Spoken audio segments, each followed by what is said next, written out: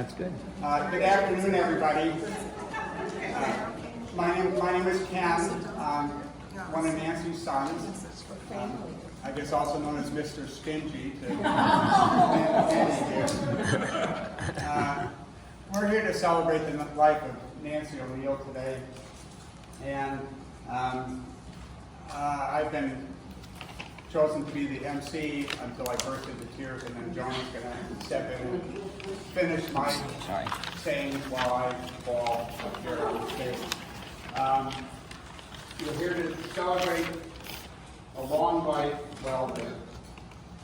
I'd like to thank everybody for coming, especially the swim group from Swim West and Harbor Athletic Club. They kept her active and engaged and connected with the outside world until just a few weeks ago, really. And to the community she had here at Salt Gardens that gave her the social support and daily connections with others that makes for a full and enriching life.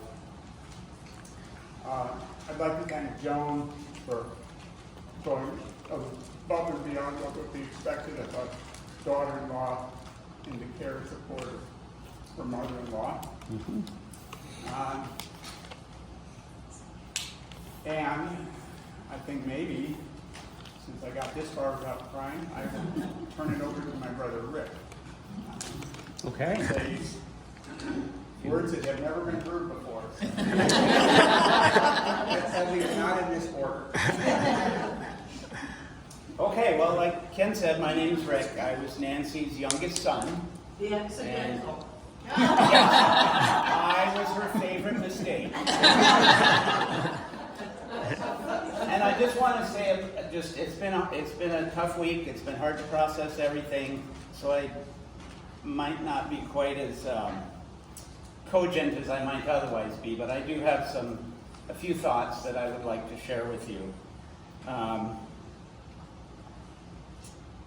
A day or two after Mom passed, I woke up in the morning and I ended up thinking about the mandala sand sculptures that are produced by Tibetan monks. And these mandalas, they're beautiful, complex, and intentionally temporary works of art. You'll never see a mandala sitting on the wall of a museum because they are purposely and very carefully dismantled after they're built.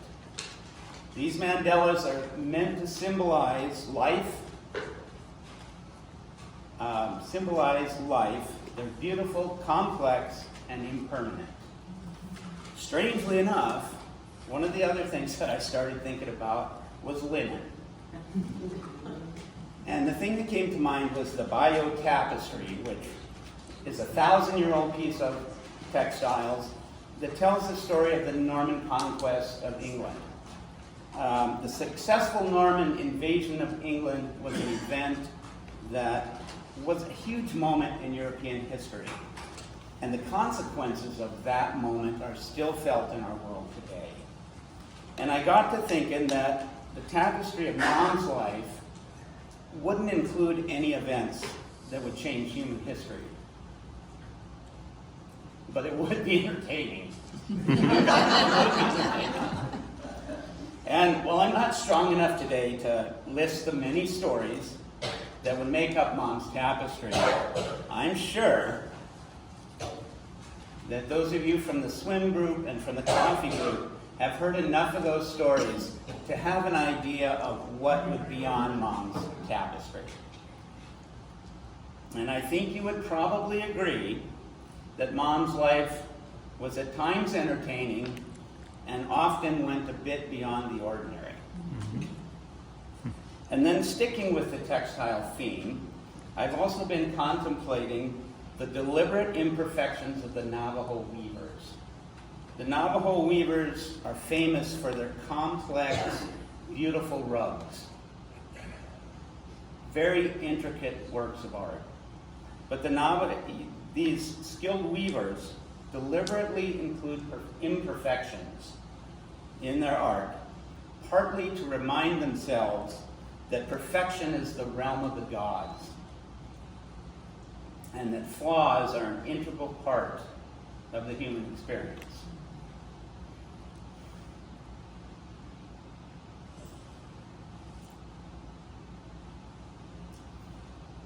Perfection and the infinite are truly the realm of gods. For better or worse, imperfections and finite things are humanity's lot. And I want to thank all of you for sharing your lives with Mom. And thank you for becoming part of her mandala and her tapestry. I'm quite sure that Mom probably never actually came to anybody and said goodbye. But there was an Irish song called The Parting Glass that ended, the final refrain of The Parting Glass was, "But since it falls unto my lot that I shall rise and you shall not, I'll gently rise and softly call,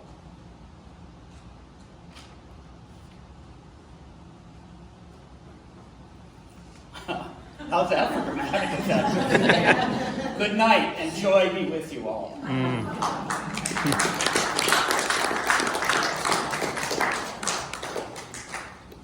Thanks, Rick. Yeah, thank you. Maybe I should explain, maybe you guys would like to know what the program is for today. Siblings will all, I'm speaking now, siblings will speak briefly, in order. There are some messages from grandkids. Grandkids will have a chance to speak. There are some mementos of Moms on the table over here. If anybody would like something, a personal keepsake of hers, feel free to help yourself. Otherwise, yes, help yourself. Next, I'd like to introduce my brother Chuck, who has something to say. Chuck. Well, it probably won't wax as eloquently as Rick, but there are certain things that have been on my mind for the last few months. I've been thinking about this because we've all known she was in ill health and kind of short. The one thing that I think of more than anything else is she was a simple, young country girl from a very conservative, rural part of Wisconsin who hit the world, and before it was all over, had traveled a good share of the world, saw a lot, ended up with a master's degree in education, and her work in education was with the disadvantaged and the less privileged because that's where she felt the world needed the most help. And she was just a power to be reckoned with. But I would also like to say, like everybody else has, thank you very much to the swim people who were there to encourage her, take her on trips, which she enjoyed immensely. She talked about you guys all the time. So that was a very important part of her life. The other thing I would like to say is thank you to Sock Gardens, because the last 18 years, this was her home, this was her family. She enjoyed her days with the coffee group, and it kept her getting up in the morning, kept her active, and she just enjoyed it. But, she was also a very stubborn, immovable person. And, when she got it in her mind about something, that was it. No changing it.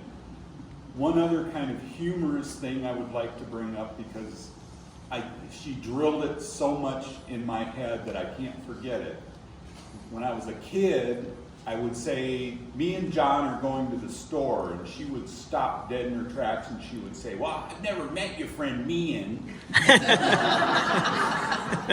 And then she would say, the proper way to say that sentence is John and I are going to the store. So that was something that I will never forget. That's how we have an English. What's that? That's why you have an English. Yeah. And she also, because I was not a great student, she wrote sidecar on a lot of my projects. So she made sure I got them turned in, and she made sure they were typed well and edited, and everything was spelled more or less correctly. So she never gave up. That's the other thing, the other point I want to make. She never gave up on her family. We all went through our times. We all drove mom and dad nuts, but she never gave up. She was always there with advice, with nagging, with whatever it took to get us beyond that spot. And that's how I want everybody to remember her, is, you know, just somebody who enjoyed life, enjoyed traveling, and had started very humble and made quite a life for herself. Thank you. Thank you, Chuck.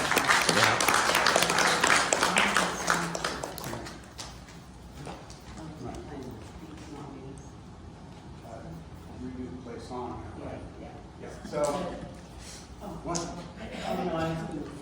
You're ready, it's all you have to do is press play, right? Yeah. Yeah. Yeah. So, there's one musical interlude. Would you like to introduce me? That's okay. There's one song that, in particular, that was very dear to Mom's heart, that she specifically asked me to play today, so we will listen to that now. It's called "Sweet Survivor." It was performed by John Denver. No, this version is performed by Peter, Paul, and Mary. It was written by Barry Mann, Cynthia Wheel, and Peter Yarr. And I've got lyrics here of people who would like to follow along themselves with. One of the reasons why she liked the song is it's survivors and carrying on and doing what you can for other people and helping make the world a better place. You know, I think it was really special to her about the song.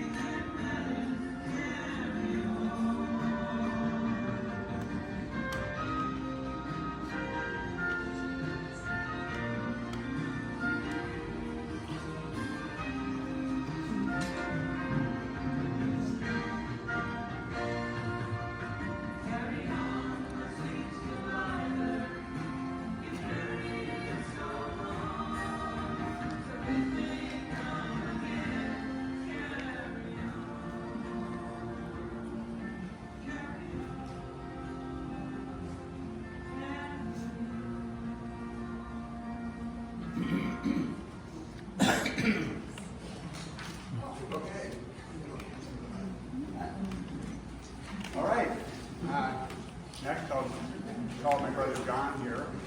Can you take that over here?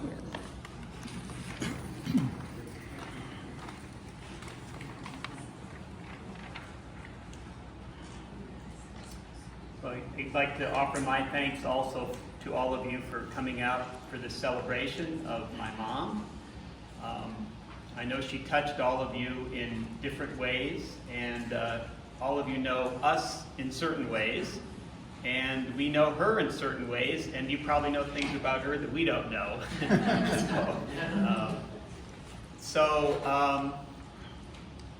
Yeah, one of the things that's always impressed me and just kind of amazes me is how rich and full one human life is. And if each one of us thinks about our own life, and you realize how much we've all experienced, all the places we've been, the people we've known, the things we've done, the things we've learned, the challenges we've faced, just how vast one human life is. And you can see for Nancy how big her life was.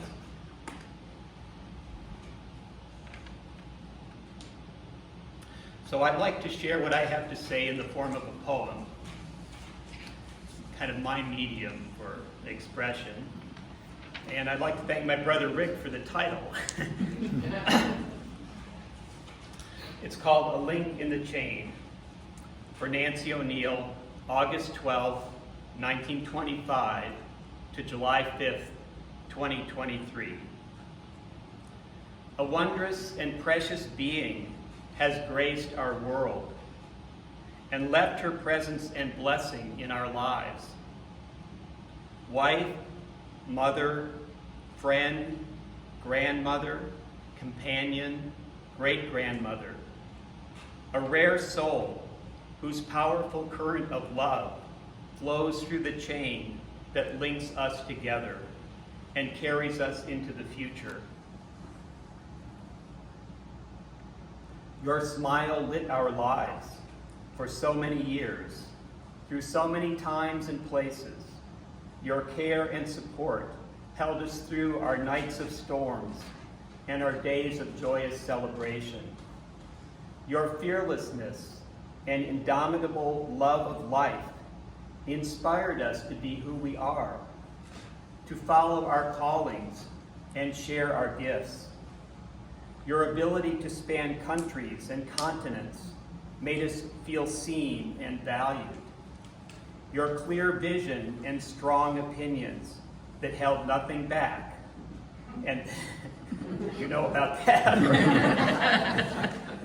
Your clear vision and strong opinions that held nothing back and sought to guide us with your truth, but always with a heart filled with compassion. Who was this person we all know and yet still long to know more deeply? How can someone so present leave us with her journey now completed? How will we ever fill her place in our lives? You leave us a life unique, fulfilled, blessed.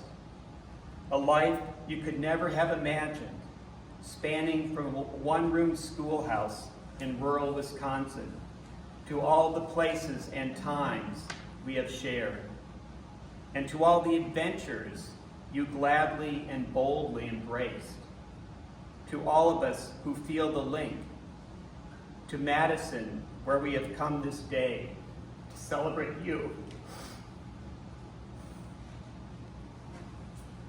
You are our inspiration, our model of a good life, and a truly good person. Your life holds such richness and abundance, we would be dazzled if you didn't make it look so natural. If you didn't always remind us, through your example, to be humble and kind. It's the hardest part. Love brings the deepest pain, the sweetest joy, brings tears of loss and the warmth of remembrance. Love is your final gift, your final word, the one gift above all that keeps the circle whole and brings us for all our days back to you. You are and will always remain our link in the unbroken chain of love that stretches before us into the mystery of the future, a future forever better for our golden bond that goes on and on and on. Farewell, Nancy, and farewell. We love you.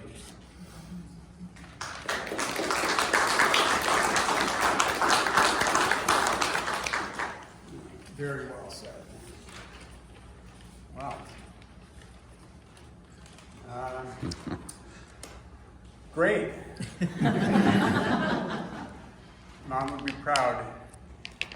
At this time, Aaron, Ben, okay. Yes, that's fine. Yep, no, I think it's been said. Johnny does have a couple of things to read from his daughters. Remembrances of Mom. So we'll do that now, and then that will, I believe, conclude the formal portion of this ceremony. We had intended to put together a playlist for Mom, which we did, given the sound system isn't working, but there are copies of that on the table here, copies of John's poem. So help yourself if you're interested in any of those. So John, I'll turn it back over to you. Back up on stage. I think one of the great things about Mom was that her love and her care spanned all the generations of our family. And I think you can ask we children, the grandchildren, and the great-grandchildren how precious she was and how central she was to our life and how she was always there. And how she always saw and supported us and gave us the freedom to be who we were, even though she sometimes had a few opinions about it. I'm sure you've heard many of them, but somehow we all made it, you know. We're all here, and the grandchildren and great-grandchildren will carry this on with them into the future. At the moment, at this time, my family, the rest of my family is in Albany, New York, and they're having a little celebration. They're having a little celebration there, so I want to link this up to them also. So I want to share something from my daughter, Noor. Noor was very fortunate to have moved to Indiana in 2008, which is about a 5.5-hour drive. So she and her two children, Mom's great-grandchildren, often made the drive over here and spent time with her, so it was a very special time. We also had the opportunity when we lived in Seattle many years ago and they lived in Cheney, Washington, that we could spend a lot of time with them. So my children, her grandchildren, really had a deep connection with her and really had that opportunity to spend time with her and kind of bask in her being and warmth. And also, I should say, and for my father too, the two of them were like... They were partners. They were partners. They were like one being with two dimensions or two sides. And so, we all feel so thankful to have had that experience. So this is from my daughter, Noor. I admit that I thought my grandmother would live forever, even if I knew her fewer years than so many others, 48 compared to my father's 72. That's me. I viewed her longevity as a basic fact of the universe. I have on occasion wondered if she would outlive me. And now the future stretches out unexpectedly without her. Beginning in 2008, when my family moved to Indiana, until the present, I visited my grandmother about twice a year. The trip from our home in Indiana to Madison averaged about 5.5 hours. I would pile stuff and kids into my tiny Mazda 3, say a quick prayer, and head west. For the first 2 hours, we followed Route 30, crossing the flat expanse of Indiana's northern corridor, then hit I-90 and braced ourselves for Chicago traffic. On the other side of Chicago, the traffic thins out, and we look for the landmarks that tell us we are near the Welcome to Wisconsin signs, the rolling hills, the Madison Beltline, familiar landmarks to all of you. Starting in the late 70s, my parents made a similar trip several times a year. They piled suitcases and my sister and me into their car and headed on I-90, east this time, from Seattle to Cheney, Washington, for 6 hours. Sort of see the similarities there. The primary obstacle was not a city, but the Snoqualmie Pass. Those of you from Washington know it. You have to go up over Snoqualmie Pass, and in the winter, it's a bit of a challenge. Yeah. Yep. The landmark that told us that we were near was not a belt line, but Grandma's water tower. It was this huge water tower on the outskirts of Cheney, and we'd always say, "Oh, look, there's Grandma's water tower. We're here." Yay. In the early years, the hill she and my grandfather lived on overlooked undeveloped prairie, an expanse of grass and flowers. One of my favorite walks to take in Madison when my kids were young was up the hill above Grandma's apartment complex, as you might know this walk, through the new subdivision to a playground at the end of the development. Wild grass and prairie flowers stretched away from the houses as far as the eye could see. The first time I visited that playground, I was overwhelmed by the familiarity of the landscape. It took a few moments to connect the landscape to the 40-year-old memory of Skyview Place. That's where my parents lived in Cheney, Washington. I find comfort in the thought that the more things change, the more they stay the same. In Cheney, my grandmother, sister, and I baked and decorated sugar cookies at Christmas time. Grandma had a drawer full of cookie cutters and a box full of food coloring. I'm sure many of you have done this with your children and grandchildren at one time or another. She mixed up colored icings and set out colored sugars, silver-coated sugar pellets, and rainbow sprinkles. In Madison, the favorite holiday baking project was gingerbread men. I did most of the actual mixing, but she would direct us to her gingerbread recipe and cookie cutters and offer advice on cooking times and getting the icing just right. She was taller in Cheney. Not much. Not much. She looked taller. She was taller in Cheney, stricter too. Newer, roller skating is done outside the house. She said to me one afternoon, shaking her head.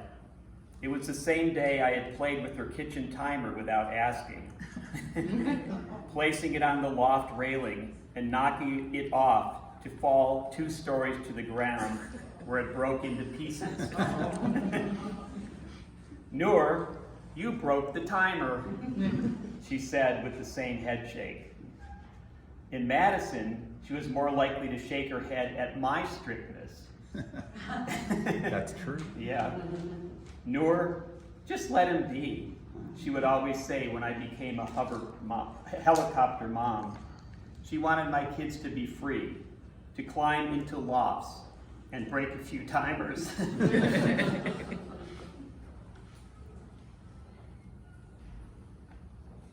Grandma and I had a lot in common. We loved jigsaw puzzles and crosswords, folk music, baking cookies, and walking quickly. And if you ever saw I'm sure you all saw my mom walk. It was like that. I remember when we were out here in March this year, kind of one of our final visits, and we dropped her off out there after going out to a restaurant, and she got out of that car and she just went. And that was Mom right up to the end. We were both born in the 5th year of our birth decade, So we celebrated major milestones together.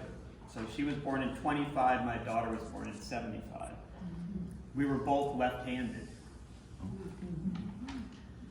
And how were we different? She was a Midwesterner and more of a dog person. She married young and loved being a stay-at-home mom. She was popular wherever she went, the bright center of her social circles, and a friend to celebrities. She was an atheist who believed that the body is the person, and that after one's death, what survives is the impact one has had on those left behind and the memories they carry.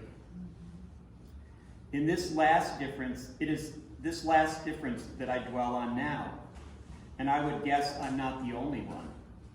How do you reconcile the understanding of death held by a loved one who has passed with your own? When I contemplate or talk about my grandmother's death, is it disrespectful for me to use the terms and beliefs that I hold rather than hers? Is it disrespectful for me to close my eyes and feel into the eternal spirit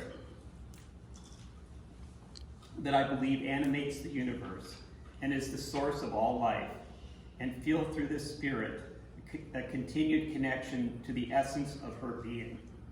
Should I instead close my eyes and feel into the impact her love has had on me and so many around me, and the joy of our memories of her being?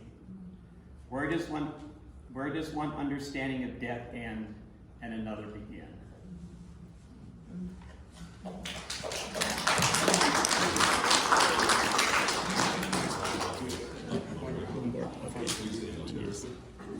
What if you stand there?